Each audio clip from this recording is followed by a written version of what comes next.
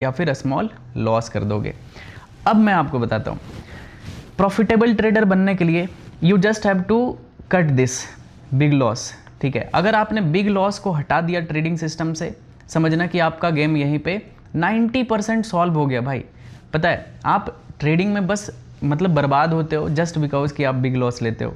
अब इससे कैसे बचना है ये मैं इस वीडियो में बताऊंगा। ठीक है, तो ऐसा नहीं है कि सिर्फ मैं थ्योरी बता रहा हूँ, इससे बचना कैसे ये चीज़ मैं बताने वाला हूँ। बहुत ही लॉजिकल रहेगा, सिंपल मैथ्स होने वाला है, तो आपको बिल्कुल अच्छे से समझ में आ जाएगा कि हाँ ये चीज़ लॉजिकल है, इसका सोल्यूशन लॉजिकल है। तो मतलब इसको सिर्फ हटाना है। जैसे सपोज आप कोई ट्रेड करते हो, आपका बिग प्रॉफिट हो जाता है, तो उसमें क्या रहेगा कि मेरा जितना भी स्ट्रेटजी रहता है सभी किस पे बेस्ड रहता है, स्मॉल लॉस पे।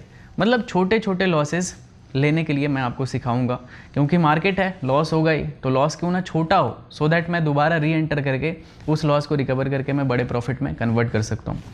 बड़े प्रॉफिट भी कैप्चर करने के लिए सिखाऊंगा कि किस तरह से बड़े प्रॉफिट आप कैप्चर कर सकते हो मार्केट में। ठीक है, बहुत ही आसान होता है।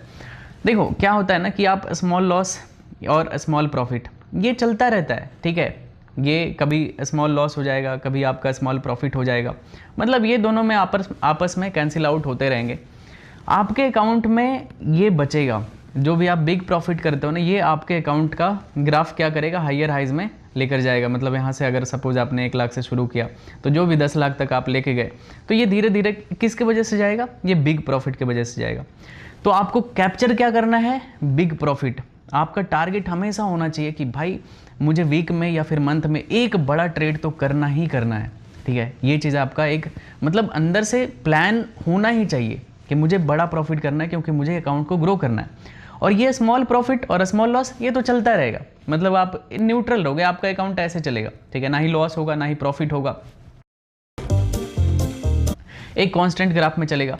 लेकिन जैसे ही आप एक बिग प्रॉफिट करोगे, आपका अकाउंट ऐसे स्पाइक करेगा। ठीक है, कि आप सर्टेन 10,000 से 20,000 पे चला गया, समझ रहे हो ना। और सिंपल एक और चीज़ देखना है, अगर आप बिग लॉस को सिस्टम से नहीं हटाते हो, आपका 20,000 से सपोज आपने 10 से 20 किया, 20 से डायरेक्ट ये 0 हो जाएगा या फिर 5 हो जाएगा।